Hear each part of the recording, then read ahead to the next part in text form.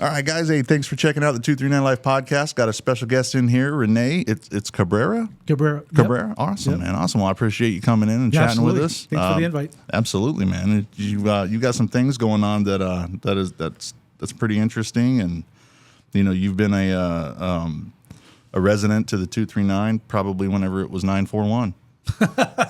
Yeah, I mean, 20 years. That's amazing. Yeah, been here 20 years. Moved over from Miami, and it was a little slow at the beginning, because it's not Miami. Right. No, absolutely. Yeah, but I mean, we love it. It was great for the kids. Schools were smaller class sizes.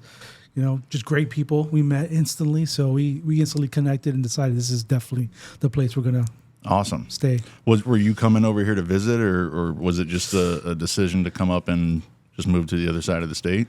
Yeah, so we were just looking for something different, and I used to work for a big insurance company down there, and I did a lot of traveling into almost every state, just about every state. Mm-hmm. So there were some other options like maybe Raleigh, North Carolina, or San Diego. My father used to live in San Diego, but it's like, man, Florida's my home. Flow grown, right? Oh yeah, Well, that's B. That's it, man. So for sure. I was just like, maybe we should stay in Florida. So we looked at some other places within Florida, and we looked Orlando, but honestly, a friend told us about Cape Coral. We came over. It's like, wow, there's like nothing here, but it's quiet. Mm-hmm. I think we could. This could be some place we can settle. And you settled for 20 years so far. Yeah, absolutely. We have no plans on moving. No desires. Nope. That's nice. We man. love it. Yeah.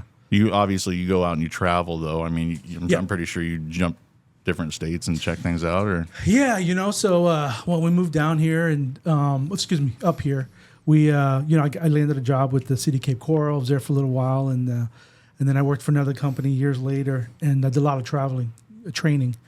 I hit a lot of states there too, but I get my fix. We go to different states, and then over time we ventured out and went to Thailand. We used to go to Thailand every year for like 3 or 4 years, and then COVID hit, and so we haven't done that. But the plan is to get back to that, go back to Thailand, hit Chiang Mai. I mean, just all these different places. Absolutely, in the different world, cultures. Yeah, absolutely. That's awesome, man. Yeah. So out of all the places that you've been, what would you say is probably one of your most favorite places?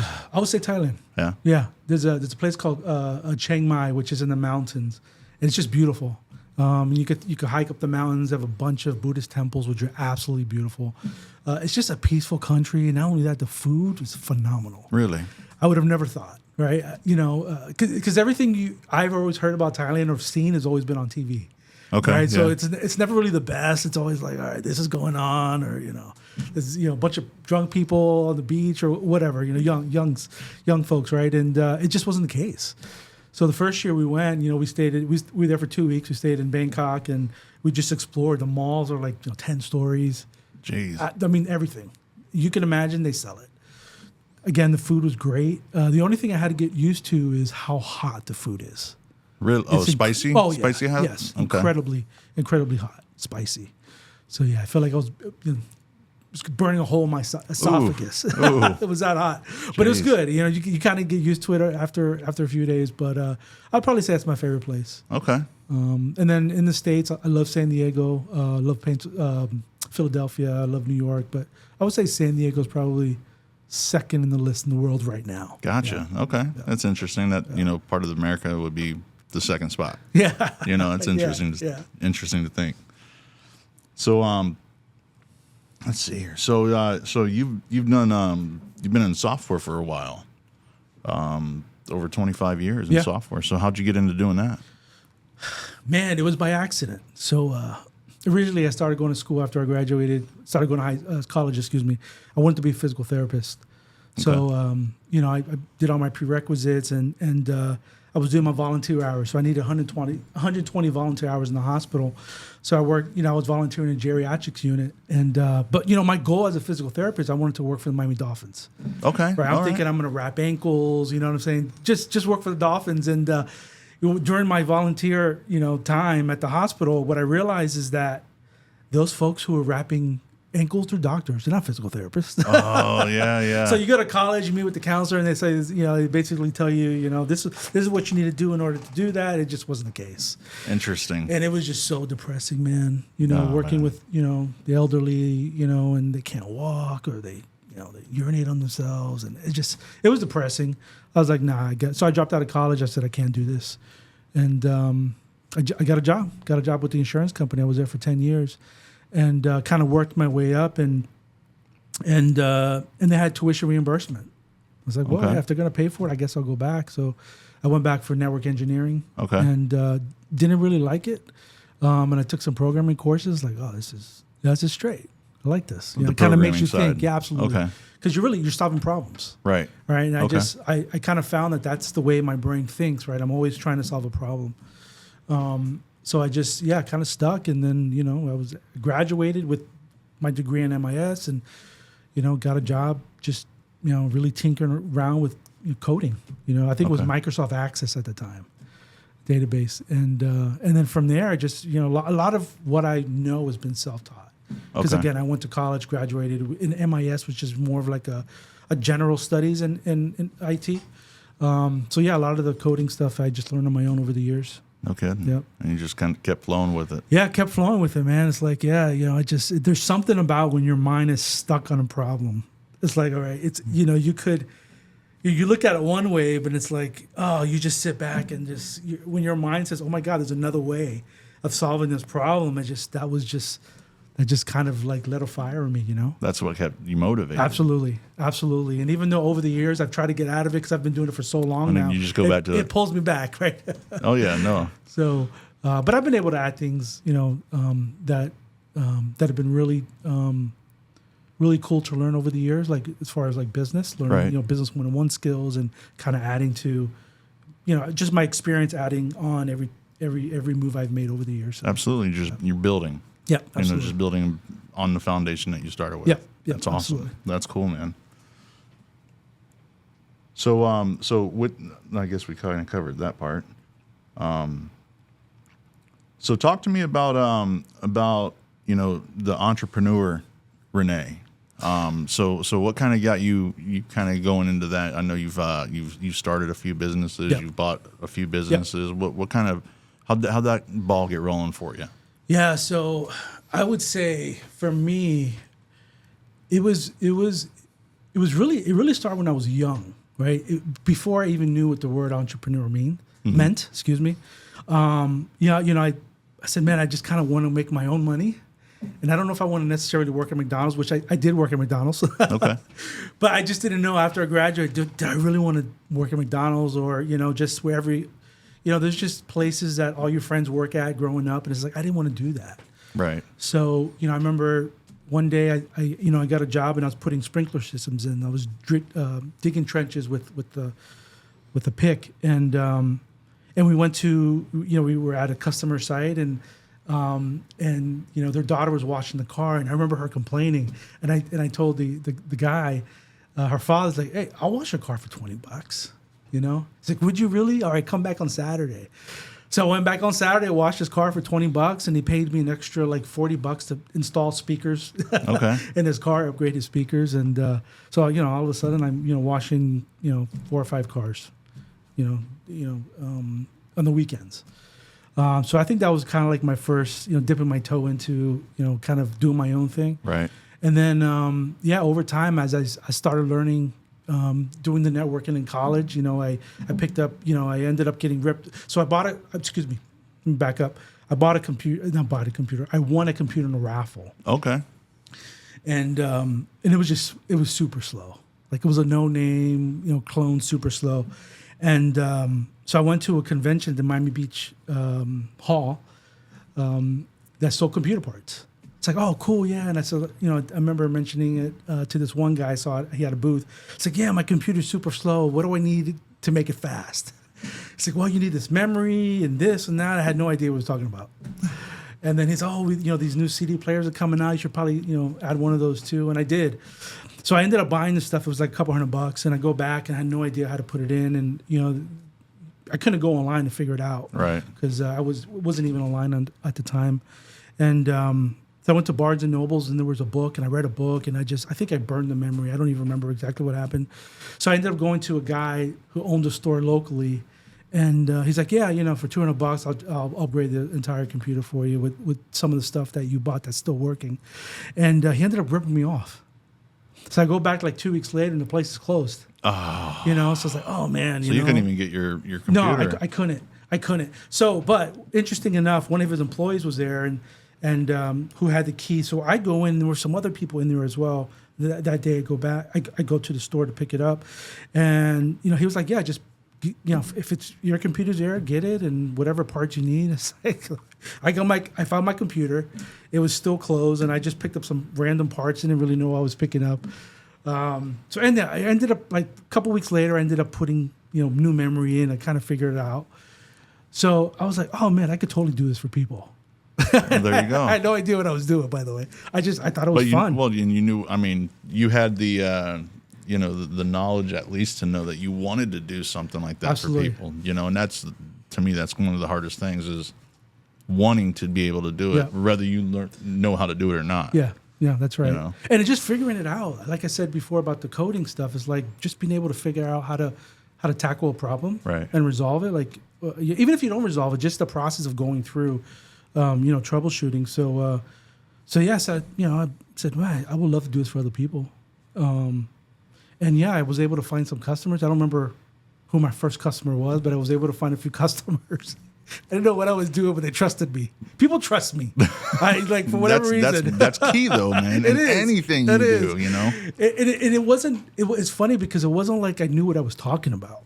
Right. I think they just trusted me because they didn't know anything, right? Right. So even if I know a little more than them, it's still... Then you're the smartest one out of that particular situation. That's right. I was the smartest person in the room, I guess, So, and I did that for a friend of mine, and then I ended up bringing on another customer, and all of a sudden I got this building in Coral Gables. I got like 5 customers in this building. One of them was a radio station. I'm building this computer, and I'm working a full-time job, mind you, at the insurance company. Okay. So I'm working a full-time job. I just had my first baby, and then I'm managing networks and building computers for most of these people in this building. And I'm going to church. Okay. So you got a full plate. Oh yeah, totally a full plate. But I loved it, man. I loved it, and I found time to still be with my wife and my newborn. I don't know how I did it, but I did. So that was kind of like how I really dove into working for myself and figuring out like I do like this. Right. And honestly, there really wasn't any risk because I had a full-time job. So I think that was one less thing I had to worry about. But you still got to worry about customers, right? For sure. And I've learned that. For sure. Yeah, I've learned that because not every customer is equal. Not everyone's the same, Got that right. So you learn just different personalities, how to deal with people. And, I learned that there's people I don't want to deal with, right? I learned that very quickly. But that's the beauty of having your own business. Yeah, that's right. Yeah. So that's, that's kind of how, how I dove into, working for myself. Just saying, I'm going to do it, and even though I didn't necessarily believed in my skill set, I believed in me, And that's what a lot of people ask me. It's like, Rene, I don't know how do you do this? I said, dude, you got to believe in yourself. Absolutely. No, even for if you don't have the knowledge, if you can believe that you can at least move in the direction, right? Like I'd rather fail knowing that I moved in direction than failure to launch, Right. No, absolutely. Yeah. And that's the biggest thing that I think that a lot of people, they're so afraid of not making it, they don't even try. Yeah, that's right. That's right. Which is the biggest thing because, I mean, at the end of the day, it's, I think it was, I was listening to Denzel Washington talk, and he had, I'm pretty sure it was him, but he was talking about being like on your deathbed, and all around your deathbed are all these angels. Mm-hmm. And they're all the people that you could have been. Yep. And it's you don't want to leave yourself with saying, I wish I would have tried. That's right. It's a lot easier to go, man, I really tried that. It didn't work out, but I gave it a shot. It's always no if you don't do it. That's right. Or ask. That's right. So I mean it's I think that's a lot of the hang-ups with people that have great ideas that they don't act upon. Yep. They're just afraid to take that step. And I mean, doing what I do and some of the things that I've done, I mean, you fail. It happens. Yeah. But you get back up, you dust your shoulders off, and you keep moving. That's right. If you hang it up after 1 or 2 times, then it's, it could be a great thing that you just let die. Yeah. I failed. I failed lots of times, and yeah, with that came, losing money. Oh, absolutely. So, no, for sure. And I'm still a glutton for punishment because I continue forward with other stuff. And, as I get past that, as my mindset changes back to, hey, you still got it, what it takes to make something happen, I mean, you do got to be smart about, at least with me, my tendency is to kind of move forward with things. I mean, I always do due diligence and I really look at different angles, but I can't see everything, right? And there's times where I would want to move forward with something without saying, wait a second, let me just take a little extra time and bring someone in who's a little smarter than me or has more experience than me to see if, is there something that I'm missing? Right. And in this case, that's my wife, right? She doesn't have like the business experience or the technical experience like I do, but she looks at things differently than I do, which is exactly what I need, right? She's a little slower and methodical, where I am methodical, but I'm just a lot faster. Yeah. You're the type of person that likes to see progress right away. I have to. Yeah. Yeah, I have to. How discouraging is it whenever something doesn't happen as soon as you want it to? It's discouraging enough where it lights a fire into my butt. To one, is it me? Right? Am I the problem? And it may not be a problem; just could be a lack of knowledge. Right? So, do I need to learn something that I just don't know yet? Did I do something wrong? Or are there external things that are preventing something from happening, or instead of pushing me forward, it's like stifling me, right? Right. I'm not able to grow. Gotcha. And what I've learned over the years is like you got to recognize it quick, right? And if it's mindset, it's like how do I snap out of it? Yeah. And usually I can snap out of it.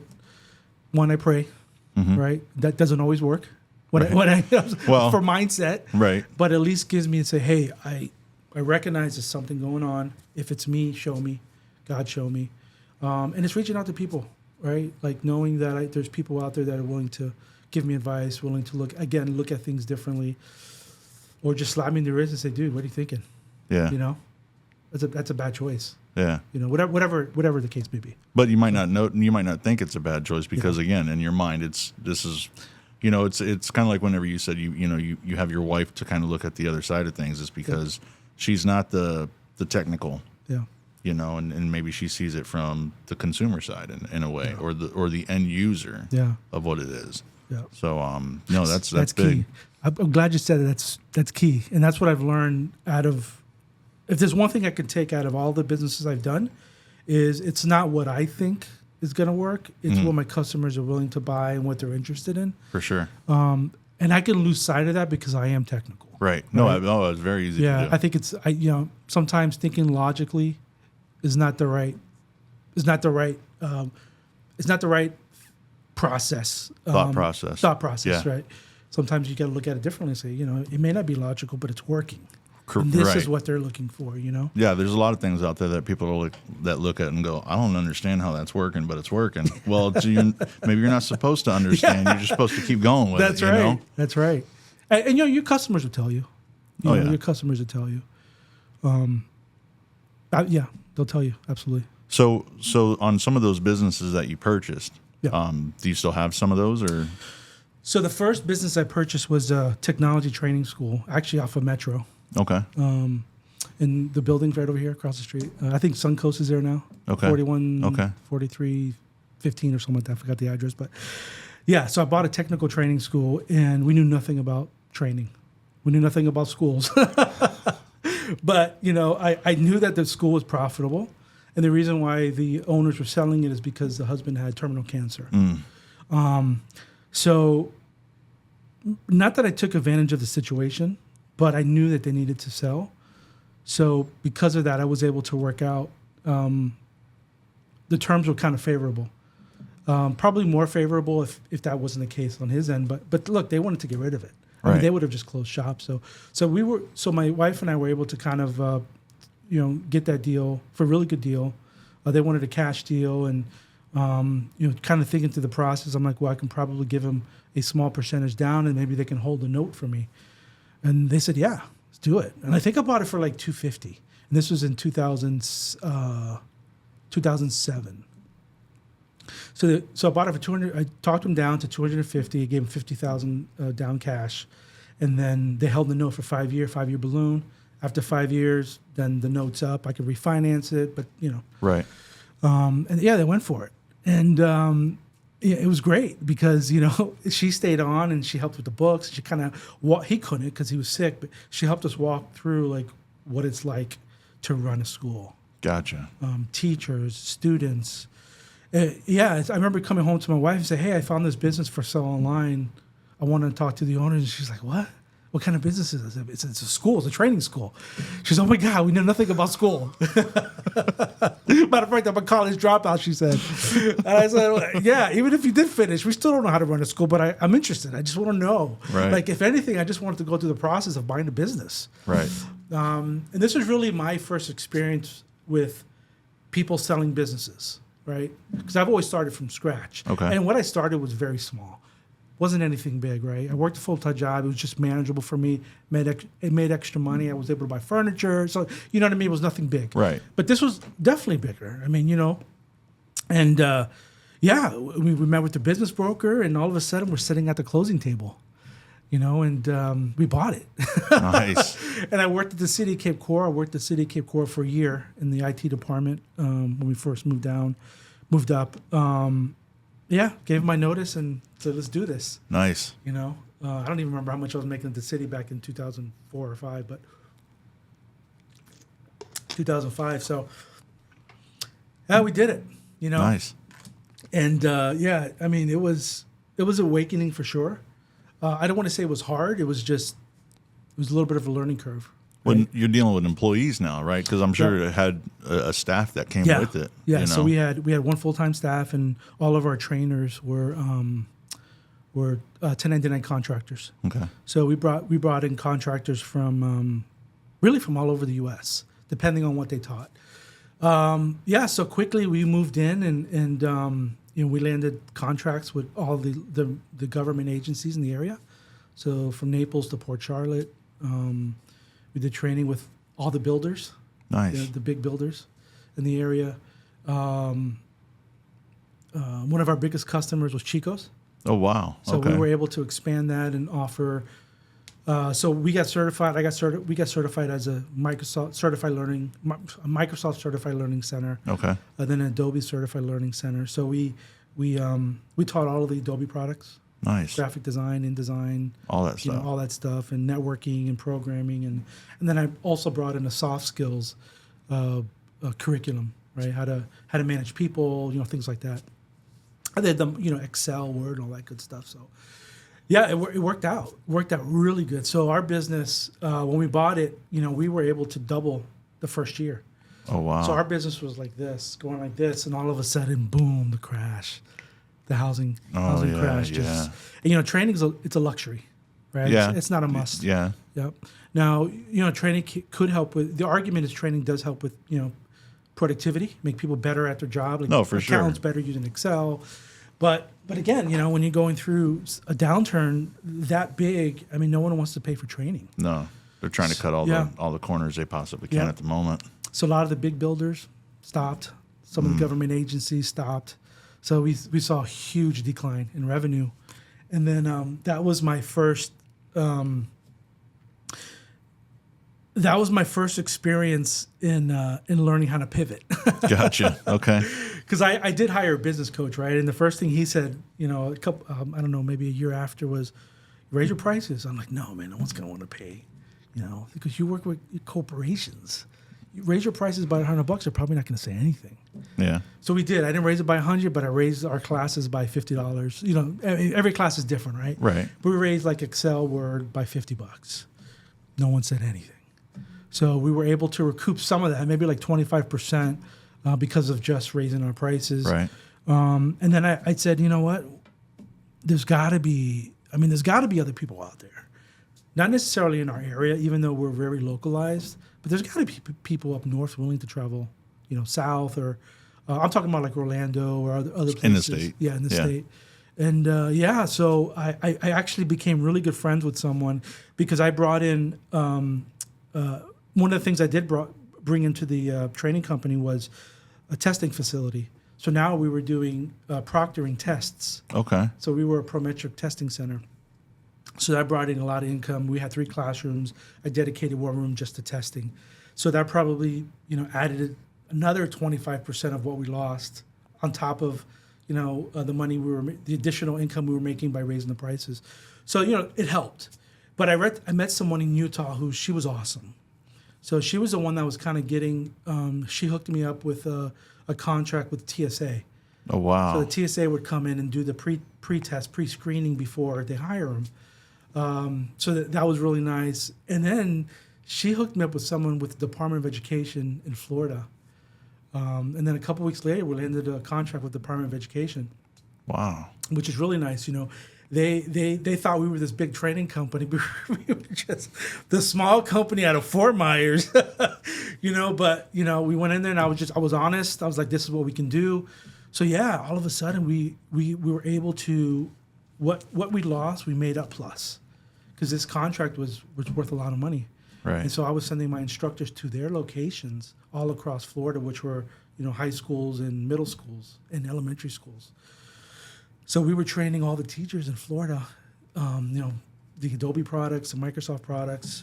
So yeah, it ended up being pretty lucrative. I mean, we made up. It could have been very lucrative if the crash didn't happen. Yeah. But so at that point, I decided, I should probably.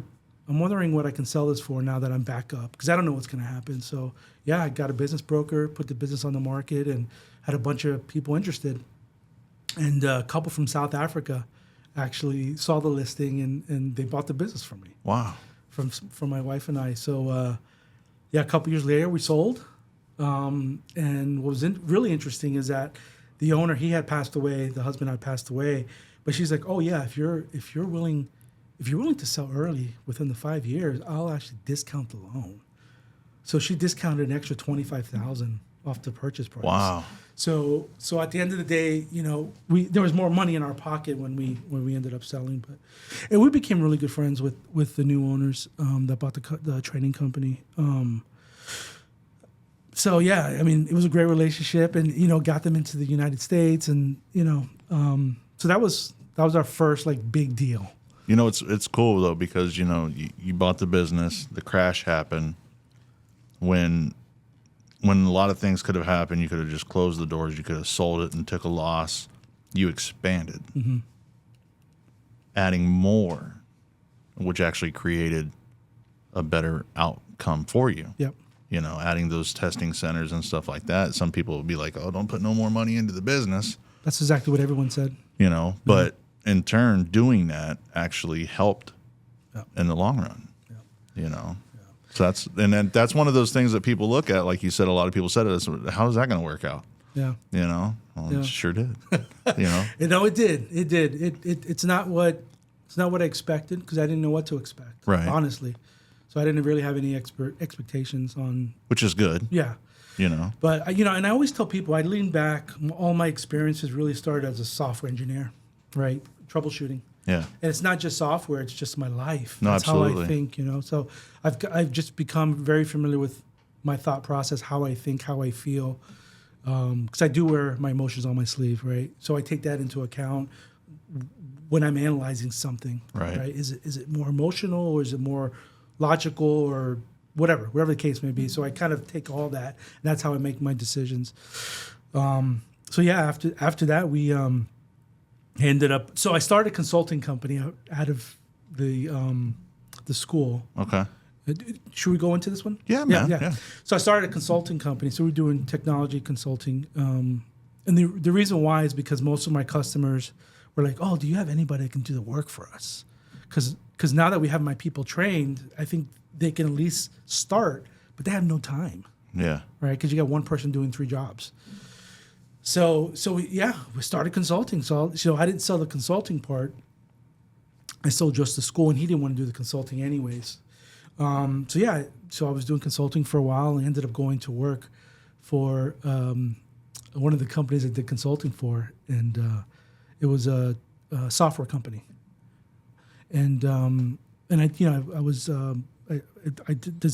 developed for them, and I did the director of training at one point for them, doing traveling across the U.S. training on their software. It was a great experience. I learned a lot, and then I think 3 years in, I decided, I'm going to quit and start. I'm going to start my own business again, because it's hard to work for someone when you haven't, when you can call the shots. No, absolutely. Even though you work more for yourself. But anyhow, so I left my 2 weeks notice, and then a week into leaving my 2 weeks notice, my wife was diagnosed with cervical cancer. Oh man, that was tough. So I ended up going back to them and say, hey, can I keep my job? I need the insurance. I just don't want to take a risk right now, So I ended up staying there. So I was there for 5 years total. Okay. I was there for 5 years total, and it was good. It was a great company. I have no complaints. And then I worked for another company, and then I worked for another company out of Estero, and I was hacking. So I was hacking browsers, which is super weird. But yeah, we weren't doing anything malicious, but it was definitely, there was a thin line, It was fun. I learned a lot. Don't get me wrong. But I was like, you know what, this is not. I just didn't morally, it just didn't feel right. Right. So so I started looking for businesses again, see what was out there for sale. And the only reason why at this point I wanted to purchase a business was because they've already done all the hard work. Right. And if I can get in for a good price, and I had some money saved up at this point, so I felt like, well, maybe I can go a little bigger. And so I ended up buying a marketing company from a guy who was out of Virginia, Alexandria. And I bought the company. He had it was a marketing company, and he had, at the time, I think he had between 6 and 8 stay-at-home moms part-time. So I had, a bunch of stay-at-home moms posting. We were posting on behalf of the companies. So our biggest customers were State Farm agents. Oh, wow. Okay. So I don't remember the exact number, but there were, I think, a couple thousand agents. One agency may have a couple, but I think there were a couple thousand agents that we were marketing for. And yeah, we were just, we had, and he has some like SOPs, operating procedures, and I kind of built a little bit on that. And it was cool. I realized that I didn't really like that a whole lot because there was a lot of churn, especially with insurance agents. Insurance is hard. I'm actually still a broker. Yeah. A life insurance broker, but dude, it's insurance is hard. It's hard. It's not for everybody. No, it's not. And you know what's really hard? And I know a lot of people that have made. I've been in the insurance industry for a very long time, and I still am. But I know a lot of people that have made money, and those that have made money, they're just very charismatic.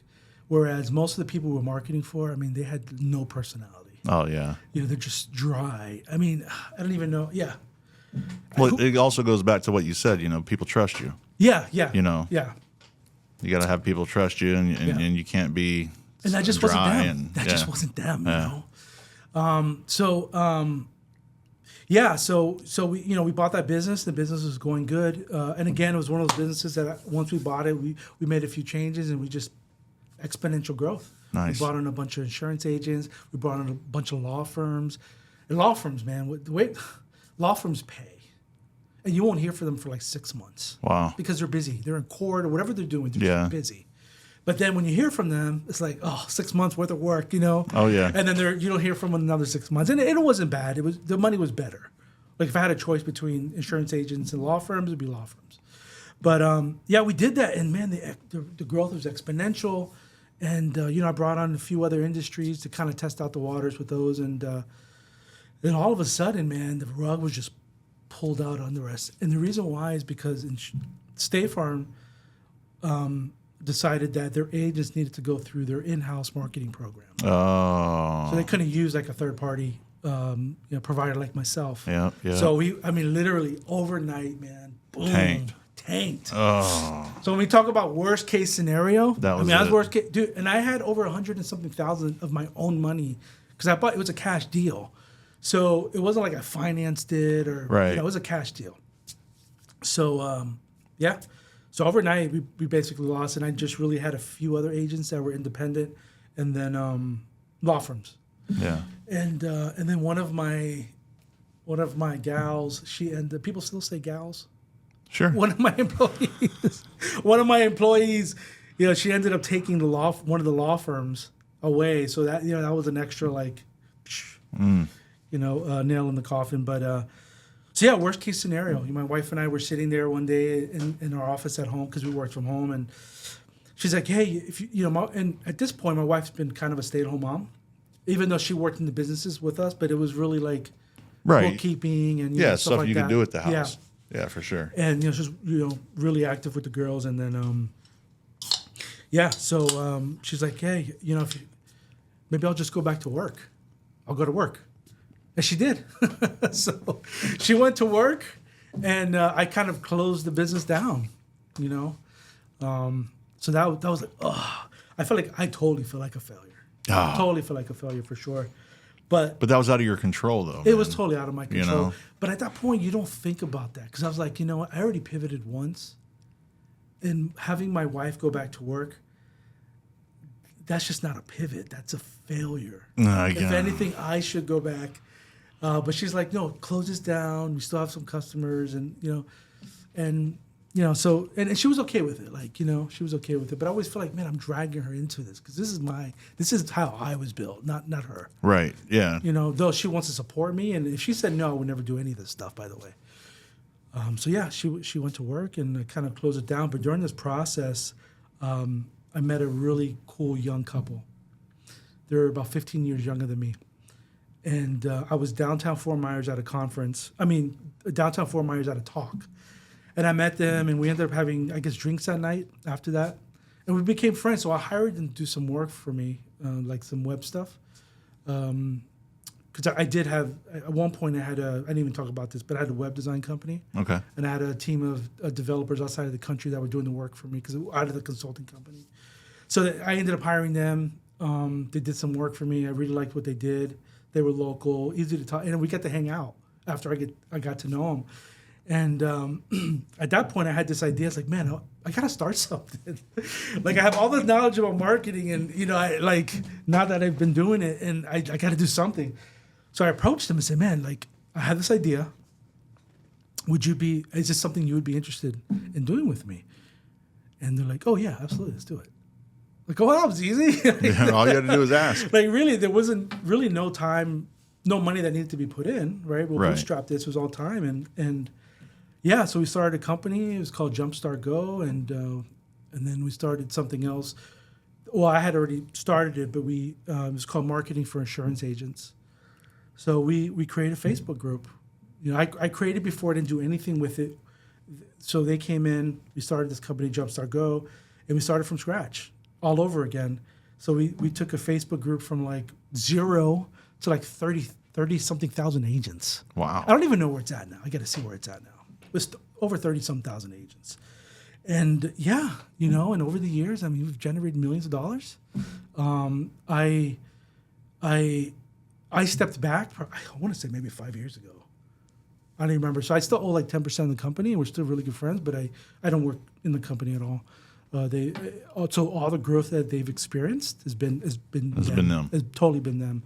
And I absolutely love them. There's no, it was just, for some reason, I just needed to step back at the time, and so they've run with it, and it's doing great. That's awesome, man. And we're still good friends, and so that's something that came out of came out of my failure. So now when I look at it, it's gosh, it wasn't a failure. It was just a launching. It was just a launching for something new, exciting, and different. Yeah. And yes, it was something I was initially involved in, but I feel like, man, maybe God put me in that position for them. Absolutely. I don't even know if I've ever told them that, but I believe it. Yeah, for sure. I truly believe it. And now they have 15 employees. Her mother works for her, which I love them, and I got to go visit them because they moved to St. Pete. But I've just been so busy, I haven't been able to do that. But so yeah, we started that, and yeah, that's kind of their thing. It's running on its own. I'm still again a small owner, but I don't do anything in the business. And then so that was the second. That was the second business I bought, but built something from that second business, what I consider a failure. has, something Right. successful came out of that. And yeah. That's awesome. Yeah. Yeah. So from your failure, you literally blossomed somebody else's life, if you think about it. And then from there, they got their mother working. Yep. So I mean, that could have been a blessing for them. Yeah, absolutely. Total so blessing. Total blessing. It's you sit back and you think about like, wow, that I failed at that, but yet so much positive came out of that. You know what I mean? And it's I have to remember to look at things that way. Because sometimes it's very easy to be pessimistic when you're going through something. Oh, very right? easy. And I'm still working on that. I'm still working on that. But so yeah, and I started working with a friend of mine who's a CIO of an insurance company based out of California. So I manage a global team of team of developers, and there are some developers out of global, like out of the Philippines and so forth. And he's one of my best friends. I've known him since I was in elementary. Oh wow. And I so I don't really do consulting anymore, but I'm actually looking at two active deals right now, which I wish I could say the name, but I'm under I get NDA. it. No, you're good. I get it. But so I'm looking at some deals now. I feel like as I'm not getting any younger, and I feel like God's built me a certain way, and it's not that I'm not thankful for what I have or where I'm at now, but I just know in order to scratch that itch or that desire that's always there, that I want to look, and so about 3 years ago we were in Austin, Texas, and we had coffee at this coffee shop called Summer Moon. Dude, it was so good. Yeah. Awesome coffee. And we went to another location. Great coffee. So and then all of a sudden we've hit like 8 of them in Austin. And I'm like, man, the coffee is so consistent and so good no matter which one. And come to find out, every location is independently owned. So I came home. So we came home and we went back again to Austin, a couple years later with my oldest daughter. Took her there. She's like, oh my God, this coffee's so good. And at the time she was in Savannah. She was in college. She's like, man, I want to be a doctor, back in the day when she first started. And all of a sudden I was like, oh, I'm done. I'm done with school. I'm burnt. I don't want to do this anymore, There's no way I'm going to do another 8 years. I said, hey, let's open a coffee shop. She said, well, we know nothing about coffee. I know, but let's do it. She was, okay, I guess, Dude, we did it. That's awesome. So I reached out to franchise. It's a franchise, small franchise. We reached out. And, we looked at the numbers, just some due diligence, and I was like, I think this could work. We know nothing about coffee. I mean, we love coffee, but we know nothing about running a coffee shop business. But luckily, at least we have the business one-on-one skills, and everything else we can learn, So it's like, man, I'm at an age where, at the time I was pushing 50. I would love to leave a legacy for my kids. If they want to work in it, and she said, yeah. If she would have said no, I would have just kept moving, But she said yes, and then we ended up, reaching out again and went through the process, and we signed, and we signed the lease 2 weeks before Hurricane Ian. Oh my goodness! 2 weeks, so I had to pay all that until man, a year. I mean, it took us a year, So that was like instantly, like, oh God, is this from you? Like, what's up, But yeah, a year later we got opened up, and so we've been in business now a year and a half, and though we are still, be completely honest, we are still behind in some stuff, but it's getting to a point. Moving. It's moving. Or at least we're profitable this year, and we'll get to a good spot. We'll definitely get to a good spot. And one thing I always love is people. We employ people. So being able to deal with people is just. It's great. No, absolutely. Yeah, no, for sure. That's one of the things I'd love to get, the 239 life to a certain point where I can have employees and be able to help people, live. Yeah. So Summer Moon, is that in Fort Myers or is that in Cape? It is. It's in Fort Myers. Okay. It's off of 41 in Andrea Lane. Oh, okay. Where Bonefish Grill is. Oh, okay. Is it in that plaza? Yep. Okay. Yeah, we're right next to the House of Almonds. Okay. Yeah. Galliana's right across the street over there. Yep. Okay, perfect, man. Yeah. Nice. So let me ask you this. So Savannah runs it? So she's kind of running the show? How many employees do you have over there? So now we have 12 employees.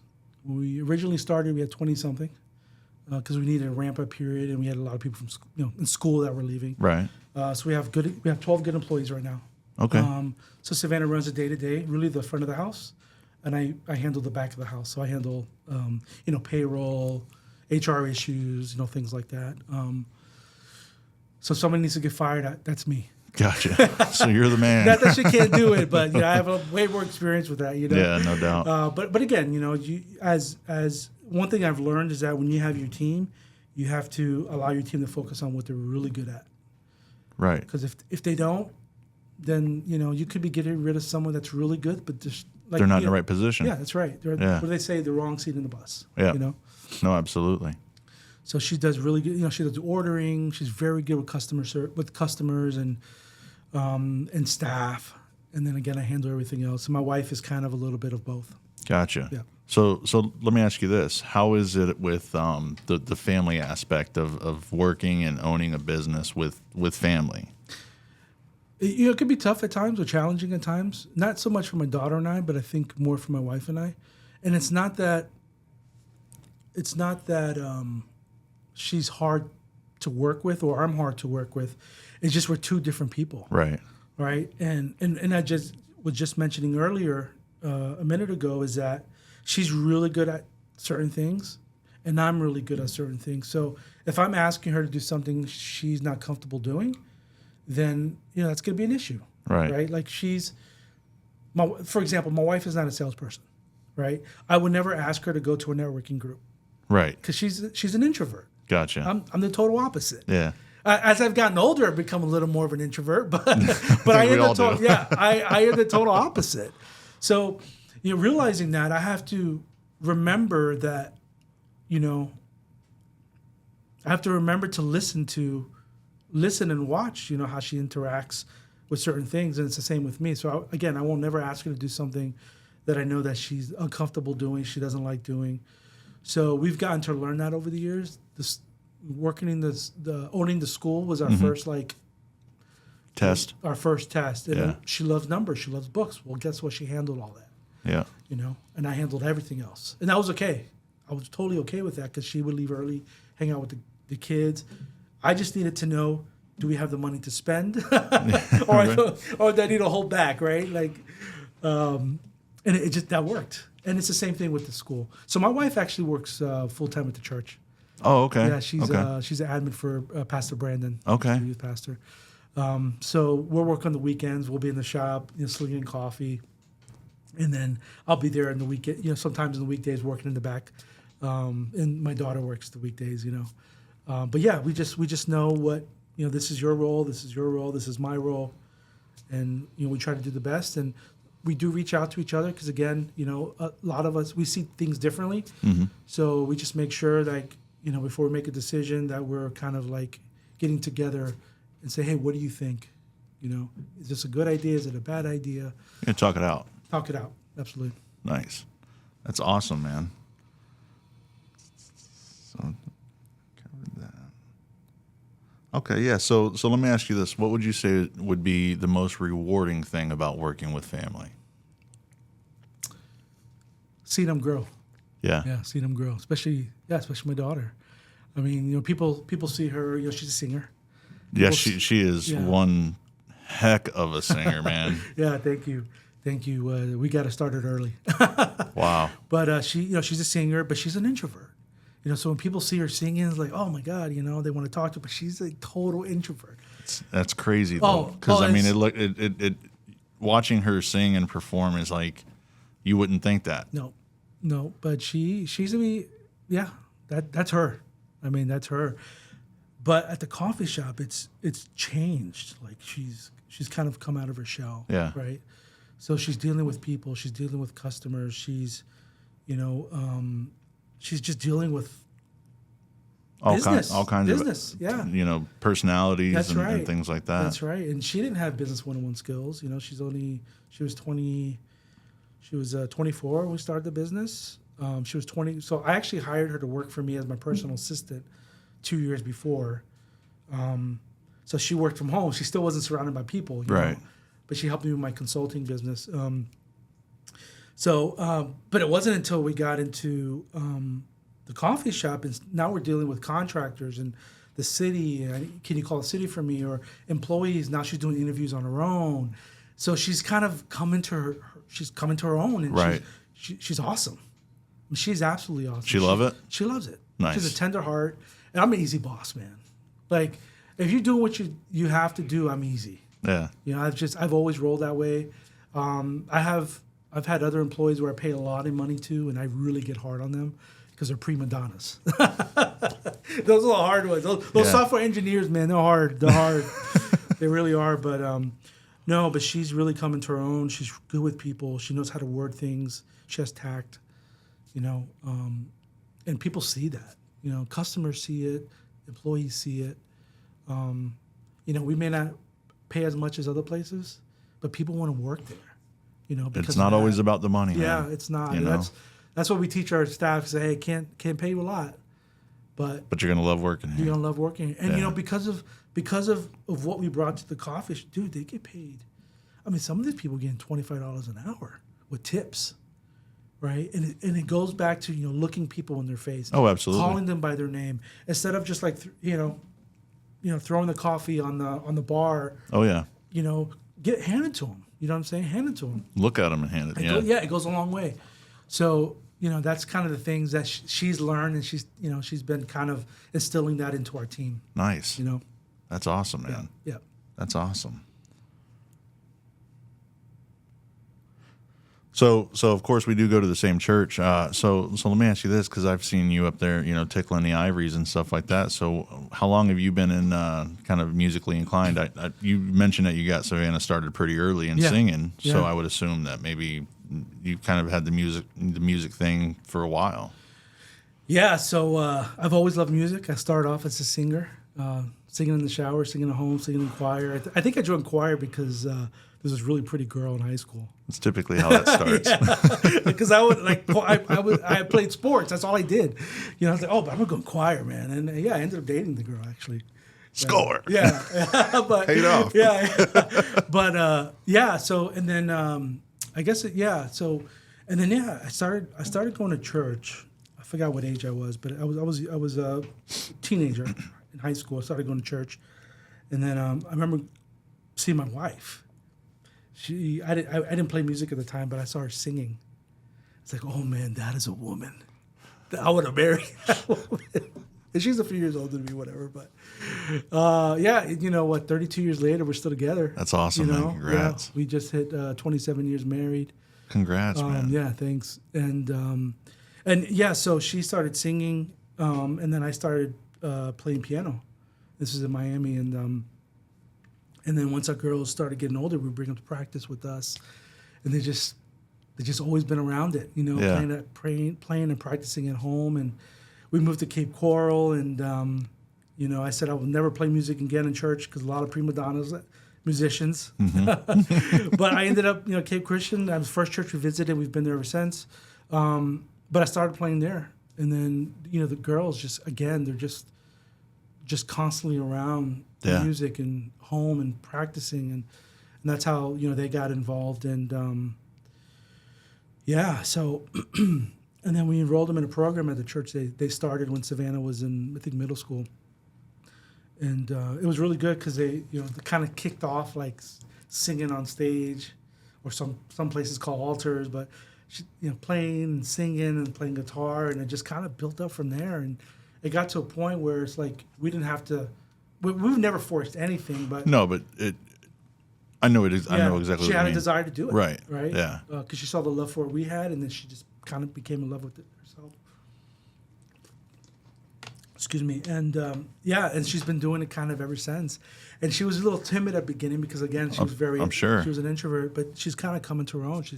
She quickly got her, found her voice and who she is as a worshiper, a musician, and she's kind of running with it since, and she ended up marrying a musician, guitar player, and that, it's worked out really well. And it's still, they do it at home, they practice, so it's like, I feel like it's in our music is in my DNA. Yeah.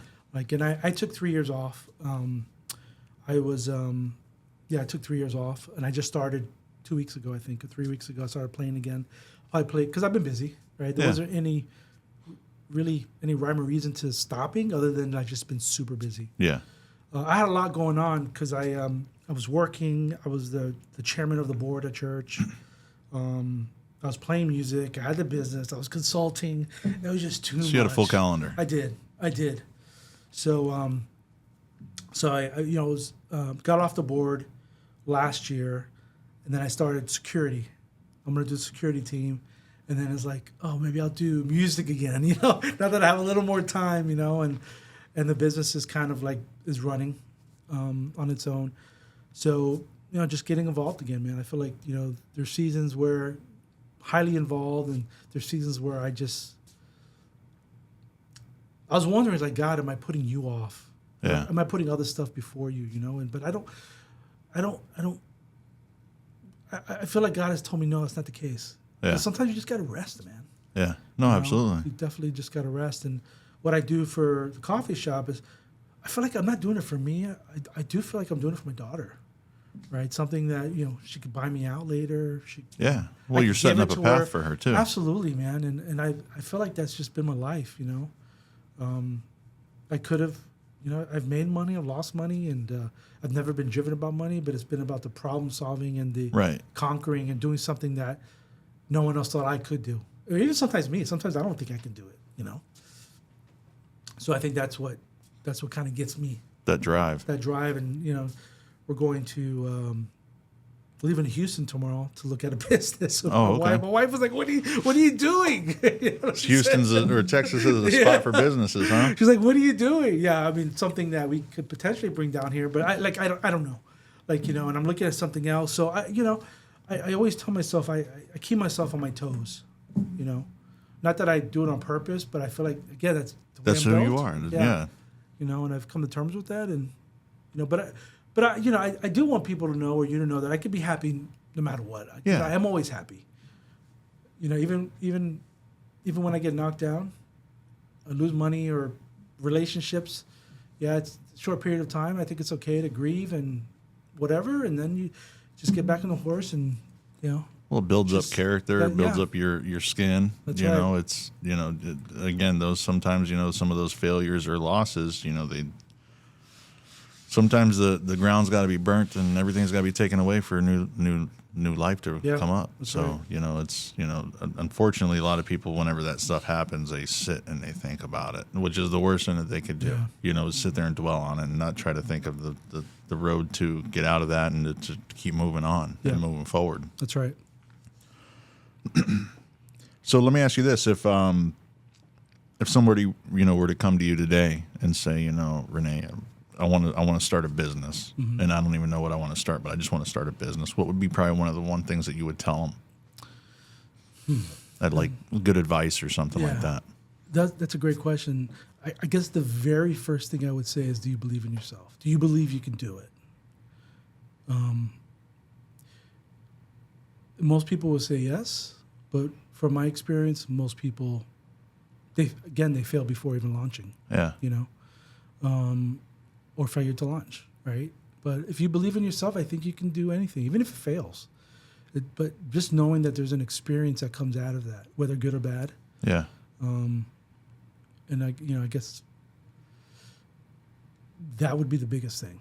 Just believing in yourself. Believing in yourself. And then once you believe that, I can do this, I am ready to do this, then you kind of figure out, like, what direction do I go from there? Because, it's, for me, it's been, I have a lot of voices in my ears, right? And they're always telling me, like, well, why are you doing this? You have no experience, or you're a software engineer. Why don't you do something online? Why are you looking for a physical building? You got to pay high rent. And, you listen to all that, and they all make sense. But it's like, what is the inside telling you should do? Right. Well, a coffee shop, it's expensive. There is a lot of moving parts. There's a lot of expenses. But we're happy. Yeah. Right? My daughter's happy. Dude, if my daughter just gets a salary for the next 5 years and I don't make money, I'm okay with that. Right. So, and that's one of the things that you have to think about. Like, But you also have to think about, well, maybe I'm not getting a salary because like we're not making enough money. I could just pay my bills, pay my daughter. But the end goal could be, well, now I have a sellable asset, Right. right? So it's not always like what's in front of you today. It's where you can be tomorrow. Absolutely. Right? So maybe I can sell it for $1 million down the road, and my debt's paid off. Right. So you kind of think through. Now I don't dwell on that so much. Right. Because the future's the future, man. Well, it's going to happen. yeah. And anything can happen, right? Anything can happen. But yeah, I mean, I've been, so I have an interest in AI. So I've done a ton of stuff in AI, and I'm building a software now with a good friend of mine with AI. And we'll see where it goes, right? And yeah, I could focus on that, but there's something about having people going into a shop, meeting people, having employees. It's not for everyone, but I'm enjoying it. Well, that's the key right there. Yeah. It's not for everybody, but Yeah. I mean, it's for the people that enjoy that kind of That's right. that kind of world that they live in. So again, I would say, do you believe in yourself? The next thing is, what do you like to do? And even if, let's just say it's not something that you ever thought you would do, you don't have experience, it doesn't mean you can't move in that direction. Right. I would say, as long as you what do they say? It's you crawl, you walk, and you run. Mm-hmm. Just crawl. Like, here are some different ideas I have. And like, does it have legs? Right. And then talk to your friends. Like, and you had mentioned earlier, like, if customers are going to tell you, right, is it something they're willing to buy? Yeah. Something they're willing to show up to. So I would just say, really think through that. And man, you know what? What's really cool now is you have AI.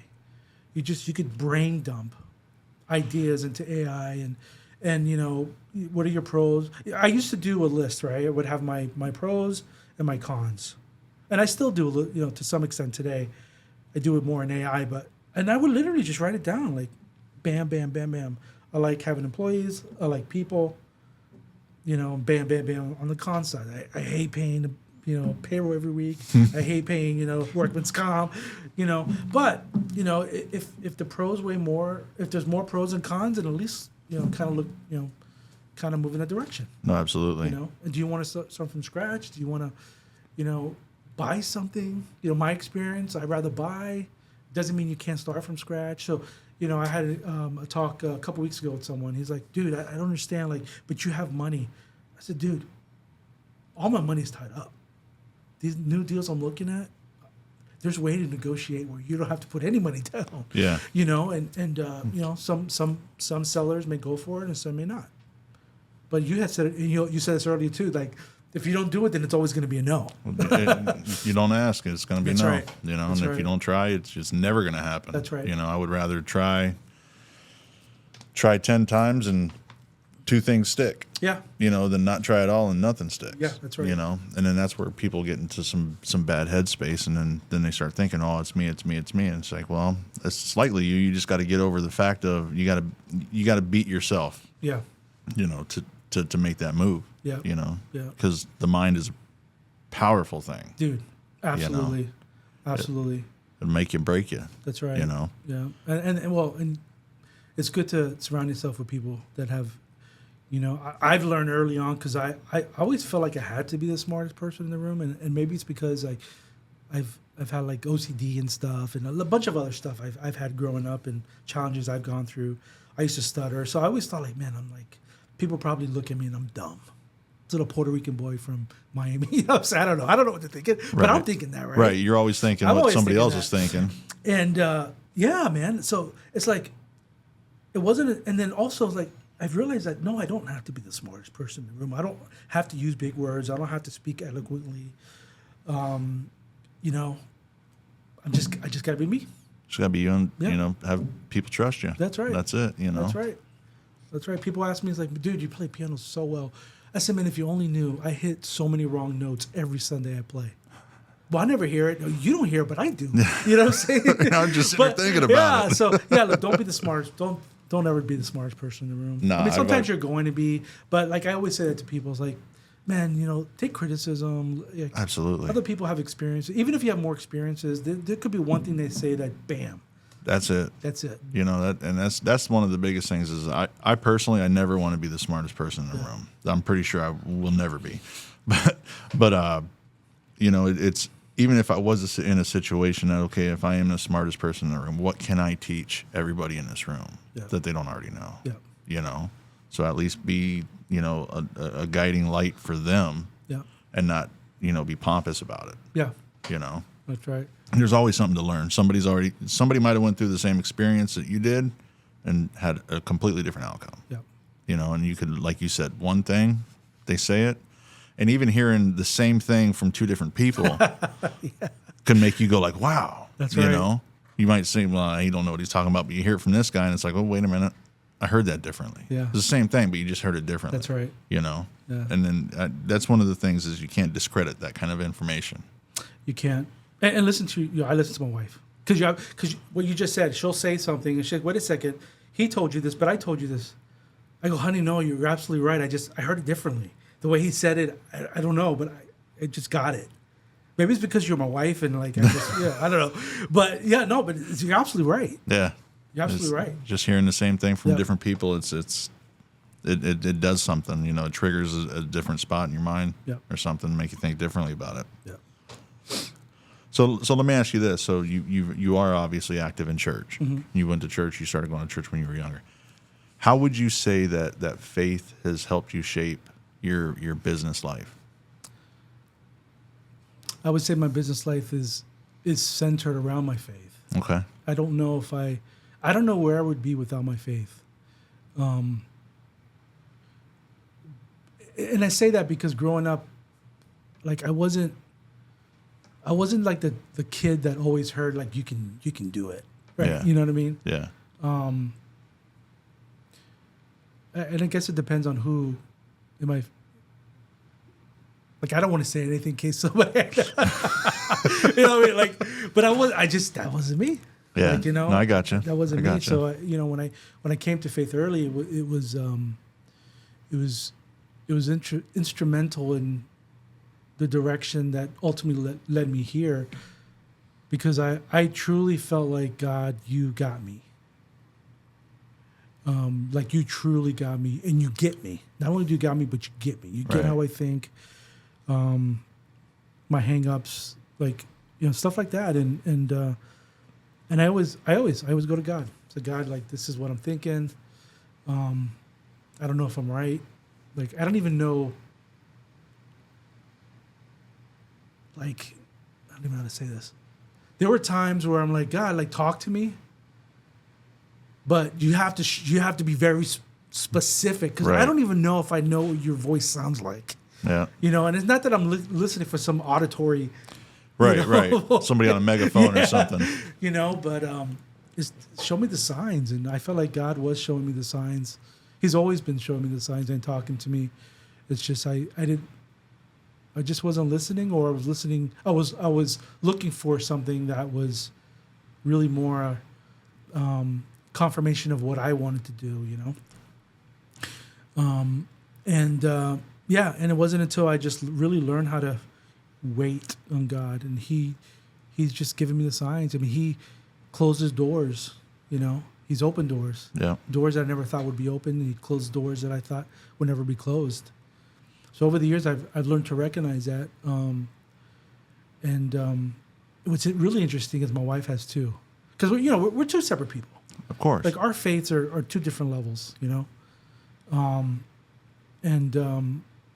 it's funny that I ask God talk to me, but then like He'll talk to someone else, and we'll have a conversation or something happens, and it's all of a sudden, oh well, God told you to tell me. Yep. And that's not that they knew that God was talking to them, for me. And it's like it's weird, And I don't consider myself, even though I've been involved in church, I don't consider myself like I hate to say very spiritual, because I'm just, my feet on the ground, man.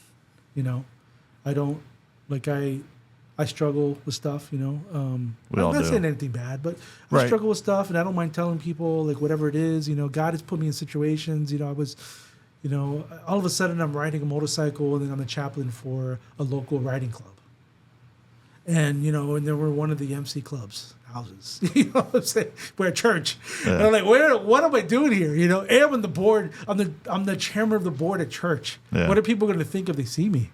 Yeah. God's like, I don't care what people think. Oh. You're here because for a reason. Like, have faith that I've brought you here for a reason, and He has. Yeah. You know, so it's not just about business, but it's about every aspect of my life. Have faith and believe that we're going to take, you know, your wife through this whole cancer thing, you know, or some of the OCD stuff that he talked to me through Linda Gingrich many years ago. You know, stuff that she was going through, I was going through too, and realized that, oh, this is the reason. Yeah. You know, so she was transparent. And dude, I was praying. I mean, I've been praying for this my entire life. Yeah. And I'm already like, at the time, I'm in my 30s. And God's talking to me through a woman on stage with her husband about what she went through. And it was something directly for me. You know, I got on medication and completely changed my life. Nice. Right? And people, you know, and I can't talk to people about it because people like this whole thing about, well, there's certain medication you can't be on because do you really have faith? You know, so it was hard for me. Yeah. You know, and but so that's how God has come through for us and for me. And yeah, I mean, I'm open to anything. Like I've also realized that I don't care what people think or say about me. You know, I mean, don't get me wrong. I walk the line. No, absolutely. You know? No, I mean, you to a point, and the way I see it is, you gotta kind of care what people think and think about you, but don't let it alter your life. No, it doesn't. You and know?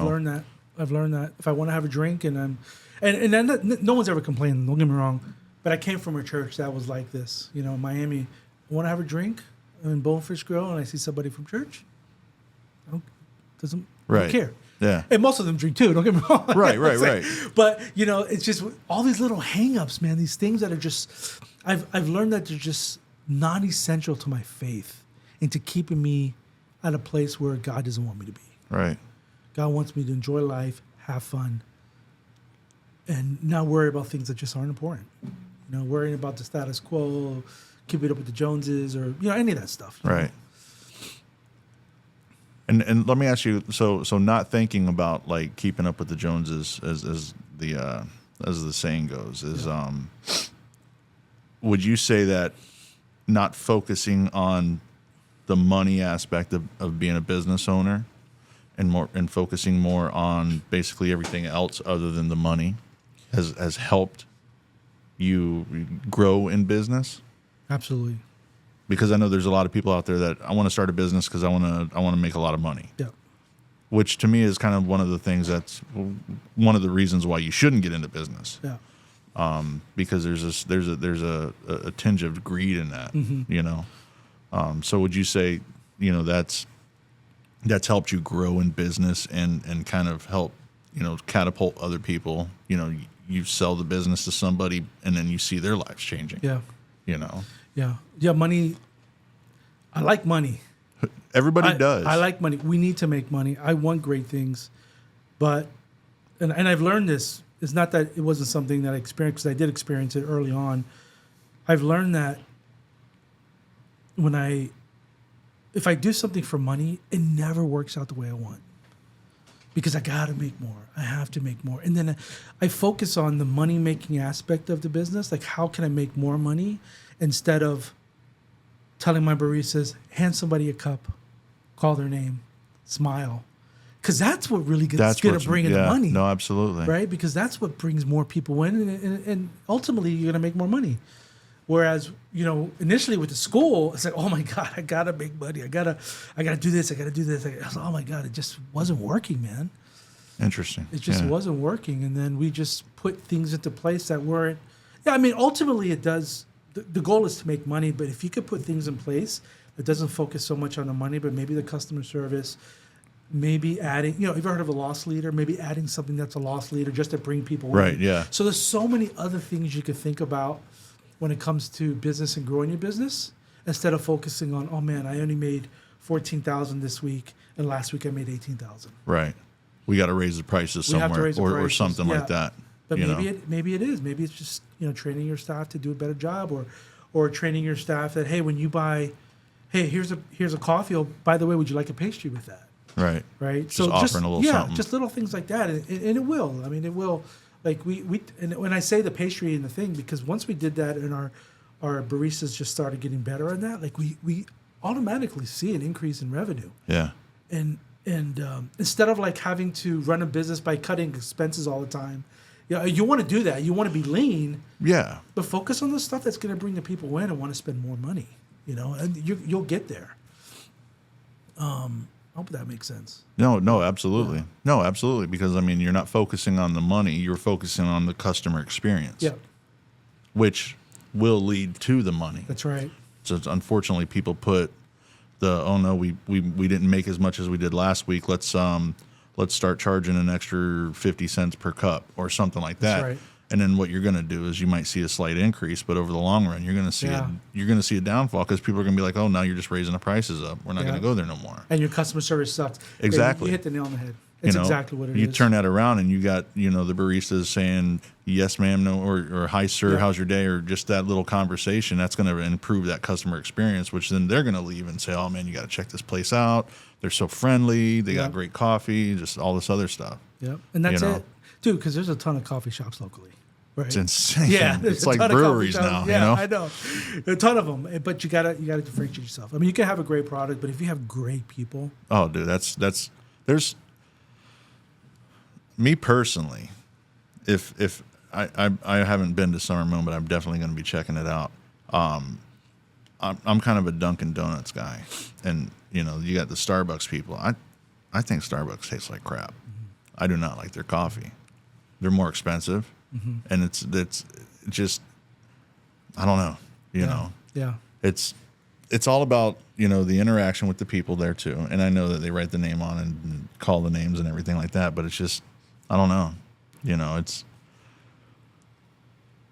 You could have somewhat of a lesser of a product, but have more business. Yeah. Absolutely. all in the employees and how the customers treated. Yep.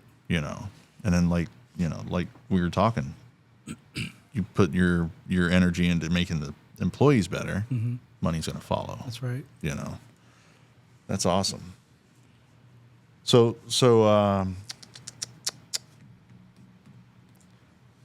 with everything that you have going on, so how do you make the work-life balance with, the businesses? You've got some businesses that you're still a part of. You're flying out tomorrow to check out some more stuff. I mean, how do you get that balance?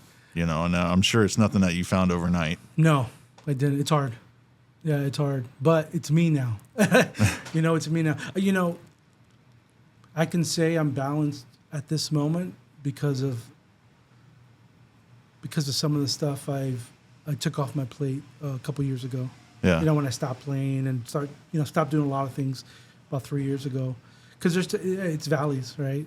It's times where it's like, man, I can't even think straight, and there's times where, man, I'm ready to go, I'm ready to rock, and I'm at a point now that I'm ready to rock. I just turned 50. My kids are out of the house, which makes it a lot easier. I would not be doing this if all this extra stuff if my kids were still in the house and they were young. Yeah, no, for sure. Because we have a great relationship because I was there, and yeah, it's learning how to, and then, man, finding good people. You can't, I can tell you I can't do it by myself. Yeah. If I didn't have my wife or my daughter, there's just no way I would have this coffee shop or even some of the other stuff. If I didn't have my wife, I would have never done it. Yeah. But now I'm at a point where it doesn't necessarily have to be only my family, but how can I find people that I can partner with? And trust. People, like, I don't expect everyone to work as hard as me because, again, I don't have any kids. I mean, I do have kids, but they're out of the house. Right. They're married. And I can't work like some of the younger kids, right? Like my partners in that other business, the insurance training business, they don't have kids, so it'd be easier for them to work later. They can augment their schedule because of that, right? But just finding the right people to, if I decide I want to buy one of these other businesses, well, I can't do it. I can finance it and try to find the money and find the money, but I have to have someone else who can run it. Right. So what does that mean? That means I will take less, but I have to trust someone, and yet I have to find someone, trust someone, but I have to put myself in a position and to be able to do that. Right. So that's part of the plan. Like I talked about when I had my list. It's what are the pros and the cons? Well, the cons is I can't fit another full-time job on my schedule. Pros is finding one or two people that I can trust alike and can represent me in the right way. And maybe some of it is giving them ownership. Right. Like I'm okay with that. Like there's enough meat on the bone for everyone. Right. So and one thing I tell people is that sometimes like I don't have it all figured out. It's just at least going through the process, iterating through the process. I kind of figure it out as I go. Yeah. And I mean, at the end of the day, nobody's really ever got it all figured out. No. Because things happen. That's 08 right. happens. That's right. COVID happens. Yeah. Nobody was, could really expect that. They might have expected the 08 thing a little bit more because that's data and if they did enough research to realize what was going on. But I mean, I would have never thought they would have closed the world down for a year and a half. Yeah. No, you're absolutely right. And you got to be able to pivot from stuff like that. That's right. So, let's talk about the area a little bit. So, what are some of the things that you like to do in the 239 in the area? Man, I love 239. We love to hit new restaurants. I love pizza, so I try to hit most of the pizza joints. I haven't hit them all. Yeah. But I try to hit most of the pizza joints. I had a little some health stuff going on the last couple of years, so I eat pizza less and less. But pizza's my thing, and I love to hit pizza. I want to hit every pizza shop. I would love to hit every wing shop, and just really go out to eat, man. Yeah. Go out to eat and experience. Here's something interesting. I don't know if anybody else has done this, but I try to go to every restaurant and meet the owners. Okay. Because I want to know, like, example, you been to McGregor's Pizza? I have not. Yes. I've heard about it. So I went to McGregor's Pizza, met the owners. They're awesome. Small business, yeah. Two locations. They're awesome, right? I've gone to an ice creamery, a creamery. Yeah. I met the owners. They're awesome. I want to meet some of these other owners, and so my goal is to hit every pizza shop, meet every owner, and then kind of do the same, right? Probably more for some of the smaller ones. I know there's other franchise locations, but of other restaurants, but it's kind of, and I love food too. Yeah. So I mean, that's kind of my thing right now. So you've been to Uncle Rico's, obviously. I've been to Uncle Rico's, yeah. So I have not been there yet. Yeah, it's good. He's like, who's part of the competition? Little Italy, Little Sicily. Okay, yeah. Yeah, they're good. Really good. Yeah. What would you say your top pizza joint is in the area? Man, I would say my top pizza joint right now is McGregor's. Yeah? This is my opinion. Of course. They have the best marinara sauce. Okay. Dude, it's so good. And I'm not a marinara guy, but it's so good. Is it sweet? Yeah, it's a little sweet. Yeah, okay. It's a little sweet. But yeah, I would love to be a pizza critic. Like, what is it, Dave Portnier? Yeah, oh my God, yeah, dude, that dude's funny. Yeah, that dude's hilarious. I mean, he's at a whole nother level. But yeah, man, and I just hit every pizza joint, and not to be a critic because it's. Yeah, I see people how they just criticize all these places, and I get some places need to be criticized. I would criticize a place more for their service, absolutely, than their food, and I see a lot of small mom and pop shops get criticized for the food, and it's look, dude, food is subjective. It's an opinion. Yeah, at the end of the day, it is. Yeah, I have good pizza from every shop. Yeah, I mean, I've had pizza from Little Caesars that tastes good. Yeah. I mean, it's not the best. No, but it's in the clutch, though. Yeah. It is. For $6 now, it does this thing,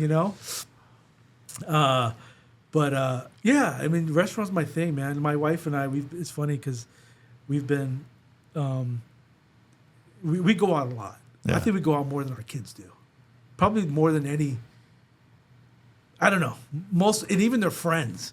That's you funny. know, and we're like, man, we gotta find, and we do have friends we go out with, but it's like, man, we gotta find other couples that we can go out and experience all these restaurants with, or just, I don't know, man. And to hit new joints, we want to. I would love to hit every kayak place in the area. I don't know. I'm just kind of like in this thing where I just want to know people in my local community. Yeah, no doubt. There's some great people here, man. Oh yeah. And they have a lot of great things to offer, and I feel like I haven't done that enough, and I want to, People search. Yeah, I hope. I don't know if I answered that correct, right? But yeah, No, that's kind of where I'm at, man. No, that's cool. Yeah. No, absolutely, man. Yeah. Well, Even I would love to invite every coffee shop owner to my spot and get to know them. Right? Are they competition? Yeah, but they can also be friends. but it's like you said about somebody wanting to help run your show and get a piece. If you think about it, man, even with all the coffee shops out there, everybody's busy. Yeah. Yeah. And everybody's got their local coffee, but I mean, there's people that go out and let's try this place today, or let's try that place today. Absolutely. We get people that come and ask us, hey, are there any other we love your coffee shop. Is there any other coffee shops that you think we should try out? I said, well, I've never been to Savor, but I think they're right up the street. Take Two Coffee downtown. Great coffee. Oh, dude, their donuts are awesome. Yeah. I've sent people there. I've told people to check them out. I've never been to Wolf Moon, but I hear it's really good, and I've even said, hey, you should go try them. So for me, it's like, that's never bothered me. Yeah. Maybe a network. Like a networking event at Summer Moon. Oh, that would be great. So check this out. So I brought in a DJ, Pastor Brandon. He DJ'd on a Saturday. He DJs? Yeah. He That's DJ'd cool. on a Saturday. I think that was his first gig since he hasn't done a long time. So he was there DJing from 9 a.m. to 11. We did a book signing last week. There's a 10-year-old girl who wrote a book. What does it say? What I Love About Jesus or something like that. So we had a book signing. We're going to do something called Summer Moon After Hours. Okay. So we'll bring a DJ after we close, and we'll do like coffee tasting or just, rave music. I don't know, whatever's like in. So there's all these things I want to do with the community. We did a community walk last year. We gave away free coffee. So there's a lot of things I want to do in the community. Okay. It does bring attention to us, but, I feel like that's, but I love that too. I love giving back. Absolutely. I would love to feed the homeless. I mean, there's a lot of things I want to do, It's finding the time. Absolutely, yeah. Yeah, there's only 24. Yeah. Only 24 in a day, man. Yeah, that's right. And they go quick. Yeah. Especially when you're doing stuff you love. Yeah. So you mentioned wings. What's your number one wing spot? Because I'm always looking for a good wing spot, and it's hard to find like a really good. Yeah. I would say right now it's Hurricanes. I mean, I haven't found. Yeah, it's kind of my go-to right now. I mean, I don't know. I haven't really found like the best wing spot. Yeah. I tried wings no. Wings and ribs? No. No. There's wings and what is it? Yeah, it's like a green logo. Wingstop. Wingstop. Yeah. They're all right. They're not crazy. Right. I mean, it's Buffalo Wild Wings is not. Yeah. Can't say I'm a fan of them. Yeah. I've been there a couple times. I Yeah. can't say I was excited about them. No, there was something. I had something else that was really good, but I haven't really found a great wing place. Yeah. Maybe that's what we should do, man. There it Let's is. hit some wing spots. Yeah. We'll be some critics on some wings, man, for sure. Or we could bring him here. I mean, we could taste some hot sauce. What is that show called? Hot Wings or something like that? Something whenever they bring the celebrities in and they go from mild to Like burn your burning. face off. That's funny, man. Yeah. Yeah, I've seen that a couple times. Yeah. That's awesome. So so some of those community events that you want to do, I would love to like partner with you and promote those and do some stuff like that. Yeah, because I absolutely. think that would be great. Yeah, absolutely. Especially for the community. Yeah, absolutely. We so the community walk we did, the last one we did, we started at Summer Moon. We have free coffee and water, and we walked to Lakes Park and back. Okay. But one of the things we were thinking about is, what if we walked to Lakes Park and maybe, I don't know, maybe do some sort of exercise when we got there. I could put up a tent, offer free coffee, free drinks, and, I don't know, get the body moving or something. Yeah. Maybe we can go and pick up trash or something, Yeah. So I'm open. I'm really open for anything. You know, I know downtown Fort Myers. I saw. I think Pastor Marco. He did a food. Oh, the homeless thing. Feed the homeless. Yeah. Maybe show up and do something like that. I don't know. I mean, I'm pretty open. You know, I do have my daughter's is always on board, and maybe some of my staff is on board to do something as well. You know. Yeah, for sure. Yeah. Yeah, I'd love to partner with you on that, because I'm definitely about that as well. I'd love to, give back to the community as much as I possibly can. And yeah, that's one of the reasons why I'm doing this too, is because bringing people in like business owners and stuff like that. It's it's like you going into the restaurants wanting to meet these people and see what they're like, and I'm sure a lot of people would love to know who they're doing business with or whose restaurant they're going to. So that's why I like, doing this and, trying to bring the community together by letting people know what's going on. Because there's a lot of things that's going on in this area that nobody knows. That's right. And then, I mean, the 20 years you've been, I'm born and raised here. Okay. So, I mean, I've seen this place just blow up. And people are just still moving here. I mean, what do they say? By 2050, there's going to be another 100,000 people in Cape Coral. Yeah. Well, I'm not sure where they're going to go or what roads they're going to drive on, but go up. they're going to have to because they can't go out. Yeah. But I mean, there's just so many people coming here. They visit, whether they come here on a vacation, whether they're coming here on business. There's just so much stuff that's going on that people don't know about. Yeah. And then to drive more people to these events for the community that the community's putting on is just something that I want to do. I want to help bring that attention. Yeah. And that's why I started this. Yeah. The 239 thing's been like a 10-year venture so far. It started out from a website with an event calendar to doing this, and just trying to bring more exposure to what's going on. Yeah. Yeah, I love that. I do feel like that's probably one of the things I would see is lacking in the area, is because there are a lot of things going on, and I know there's a lot of stuff in a lot of places, but just one spot. And that's what I actually, when Edgar first told me about the 239 Life. Okay, yeah. It's like, dude, that's great. Because it's just all encompassing, right? It Absolutely. can be food, it can be everything. Beach event. I mean, really anything. It's a lifestyle. And That's that's what I right. tell people, That's right. And the thing is, too, is you don't have to so much live here. When you're here, whether you live here or not, you're living the life. That's right. You're living the 239 life. We got the beaches. We got, fishing, boating, kayaking, golf. We got great entertainment around here. We got a lot of local talent. Yeah, absolutely. I mean, that's another thing I wanted to do was do a local talent festival. Yeah. Oh, that'd be awesome. Have some local talent. Have a couple of. I know there's some local comedians. They could MC the event. Have like Ben Allen come. Yeah. Headline it, and then have some other local bands and stuff like that. Yeah. I think it'd be great. Oh, it'd be awesome. I used to go to comedy in Naples. Off the Hook. Off the Hook. Yeah. I would see a lot of people, first timers. You know what I mean? And it's great because you get to know them. Yeah. And I love it. And it's like, man, why? And I keep thinking, like, why? Why can't we find that? Like when we talk about, for example, we talk about the pizza, right? Yep. Well, there was like online voting. I think it was I forgot the website. It's one of these websites, right? So you go vote for your favorite pizza spot. But it's like, why can't we get together and everyone? Why can't we have all the pizza companies? Let's say we got 5 companies around this table, each with a slice of pizza, right? Come together and like put a face with the name, Yeah. right? Because you've never been to Uncle Rico's, Yeah. right? So you don't know what he looks like, or McGregor's, or and same thing with me with a lot of the other spots. But why can't we all get together? Coffee. Yeah. Why can't we all get together and taste coffee from every coffee shop? Oh yeah. We're gonna work on that. It'd be fun. We're gonna work on that. We're definitely gonna work on that because that would be a great time. Yeah. And and the cool thing too is again, it's not being the smartest person in the room, or you just got all these different ideas, and then you might pick up something. Not saying you're copying, but it's like, hey, I might try that at my spot, and you might try something that I'm doing at your spot. Yeah. And it's just you get together, and I mean, great things happen when great people come together. That's right. That's right. Let's see here. What else we got?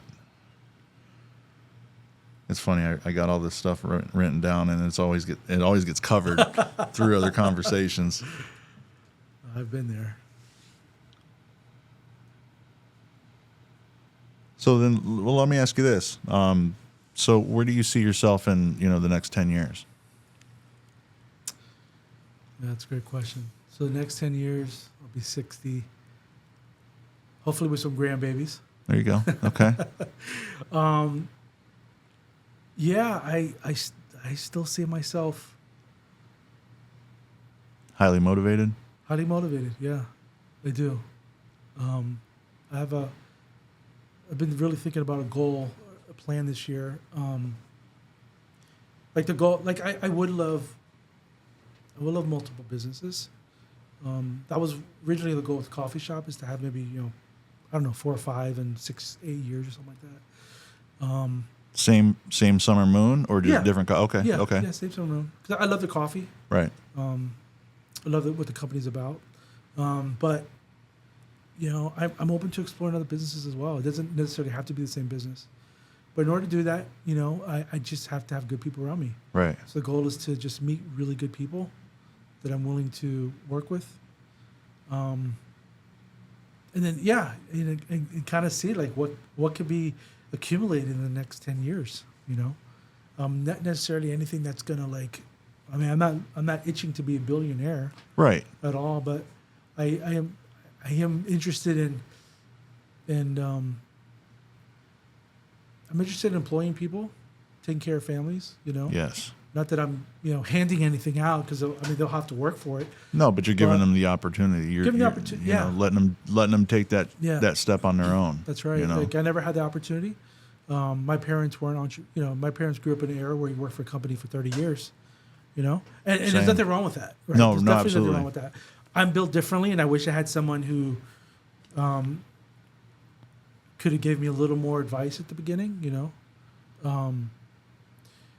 and I think I can do that. Yeah. Yeah, and have some skin in the game. We both have skin in the game. So, I don't know what that looks like yet, but it's definitely something I would be interested in doing within the next 10 years. And then, giving them the opportunity to buy me out. Again, I'm kind of thinking out loud now. Yeah. No, but Yeah, buy Right. me out, or I use it as an annuity, keep a small percentage, and that just funds my retirement. So yeah, that's kind of where I would like to see myself in 10 years. Yeah, of course, still involved in church. I don't know what I would be involved in church. I always said that missionary is not my thing. yeah. But if I'm making trips to, let's just say my wife and I start going back to Thailand, like we had this goal of going to Thailand and then going to Vietnam and then going to Singapore and the Philippines. And by the way, it's all vacation, nothing to do with ministry. But if I have a little more resources when it comes to financial or time, then if I'm already there, why can't I Why somehow not? give Yeah. back and do something? So yeah, I don't know what that looks like yet, but my wife and I would like to do something like that. Yeah. I would probably be too old to swing hammers, but hey, I've employed people in the Philippines, Yeah. great developers. I mean, maybe there's something I can do along those lines, maybe fund somebody who wants to start a business over there. I don't know, Yeah. but definitely, that's kind of where I'm seeing myself. Gotcha. Still Yeah. motivated. Yeah. Gotcha. So let me ask you this. So you had mentioned something about a goal for this year. Mm-hmm. How important is it for you to set goals? I would say extremely important. It wasn't as important when I was when I kind of put things on hold when it comes to the whole working for myself. Right. Wasn't important because I wasn't really looking for anything. I wasn't looking to, I had nothing in the pipeline. I wasn't looking for anything. So my goal was at that point just to chill with my wife, you Yeah. know, and the family, go to church, But as I start moving in direction, I have to have goals, because what I realize is that my goals, yes, they're my goals, but ultimately there's someone else involved in those goals, right? So, for example, when we talk about the coffee shop, my goal is to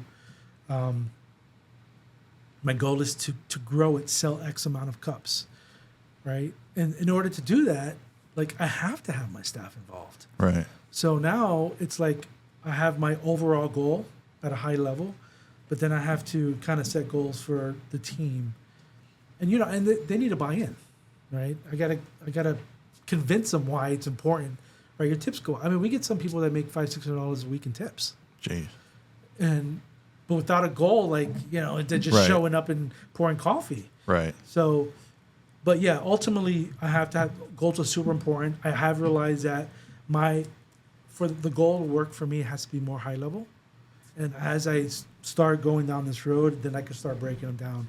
Because I've tried to like just be so anal about every little thing has to have a goal that I just for me, my brain wanted to explode. I couldn't even get things off the floor, off the ground, because it was just I micromanaged that process so much. Then you feel overwhelmed. Overwhelmed, yeah, yeah.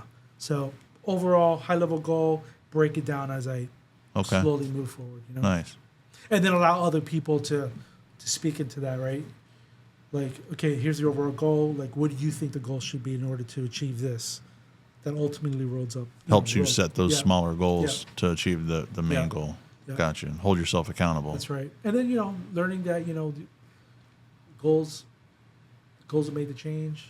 Goals, they don't always work. And we hear this all the time. I think there's even a book, right? It's 1% better. And just, 1%, but just 1% better. That's it. Does it have to be 1% a day? Maybe it's 1% a year, 1% a month. But just as long as you're kind of moving in that direction. No, absolutely. Yeah. Moving forward. Yep. Absolutely.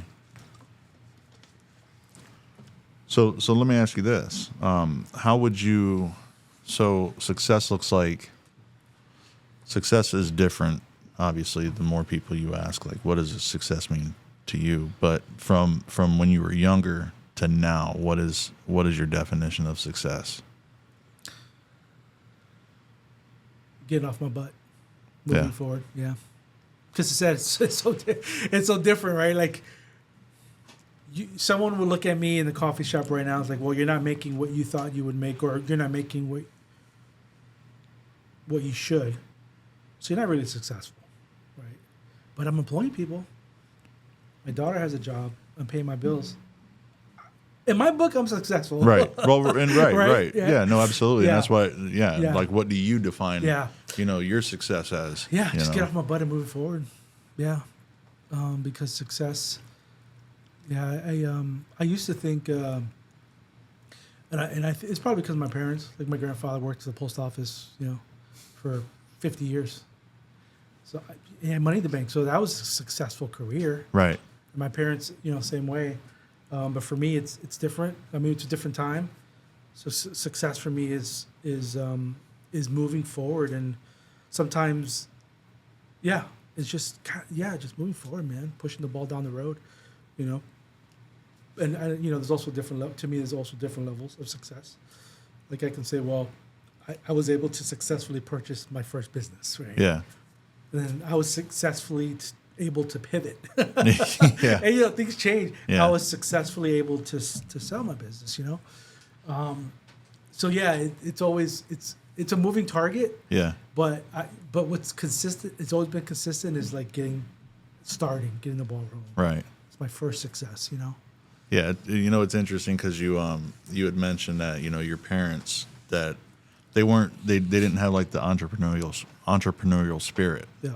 And I guess looking to level up. And when I started in the insurance business, our trainer would say, all right, I want you to picture yourself highly successful in the exact same, where you want to be with whatever you want to have. And I'm like, my mom worked for the post office for over 20 years. My dad was a DJ for a radio station here for over 20 years. And we never went without, but we never, there wasn't brand new cars in the driveway all the time. But we were happy. Yeah. And it was hard for me to look at that whenever I also didn't kind of grow up having somebody instill that kind of, hey, you can grow and do this. Again, they had great jobs. They paid well, and my mom's retired now and she's, collecting retirement. Yeah. But it was hard to look and kind of envision myself as somebody who's leveled up whenever I haven't been taught nothing like that. Yeah. Yeah. Yeah. So That's I get exactly where you're coming from. Yeah, no, You know. I think that's a good example. I mean, your parents, yeah, by definition, successful. No, absolutely. I would say, Yeah. but yeah, we're built differently, Yeah. right? So what we were shown was something that worked for them and made them happy, and there's different things that are going to make us happy because we're built differently, Right. But for me, knowing that just launching, or let's just say buying Summer Moon, or buying into it, to me that was my first success. I was able to do it, got the financing, was able to get that done, and like, oh man, cool. I just did what most people never thought of doing. Or just dream about doing it, and they don't pull the trigger because they're afraid of failing. Yeah, that's right. So, yeah, technically I haven't failed yet, but I started. That's why I always tell people, man, like, there's such thing as failure to launch. Yeah. Oh, absolutely. If you're interested in AI, man, just do it. Yeah. You could. I mean, I learned how to. Well, I tell you, I went to school for networking, but I learned how to program in Barnes and Nobles. Yeah. When that was the hottest place to go. You didn't have to buy the book. You could sit there for hours and just read the book. Yeah. I didn't even have a laptop, so I like write notes and go back. Wow. And it took me a long time, but I started. That's the definition of grinding to me. Yeah, it is. Because you're that's grinding work right there. Research. Yeah. And I don't have the best memory. So you took a lot of notes. Oh my God, I forgot. I missed something. What the heck? I forgot. But yeah. I mean, but yeah, it made me who I am today, man. And I know that my experiences today moving forward are gonna make me who I am, who I'm going to be 10 years from now. Right. I still have a lot to learn. Ministry is a big part of it. Definitely, I don't know what's next for me when it comes to ministry. I mean, I played piano and I'm still playing, and I've done other stuff. But I always say, God had something else. I just don't know what it is yet. I'm just waiting. I'm listening. But it doesn't mean I'm going to stay still, do nothing. No, absolutely. Absolutely. So yeah, we'll see where that goes. When it comes to church and faith, and what's next for me. Nice. That's awesome, man. Yeah. Well, Rene, I appreciate you coming in, man, and chatting with us, yeah, my friend. Absolutely. I appreciate the invite. Yeah, absolutely. So we'll definitely get together on some of those some community driven events. Yeah, and wings. And wings and pizza, yes, wings for sure. Let's do it. We'll definitely do that. Yeah. Appreciate you, man. Awesome, Thanks. man. Thanks, bud.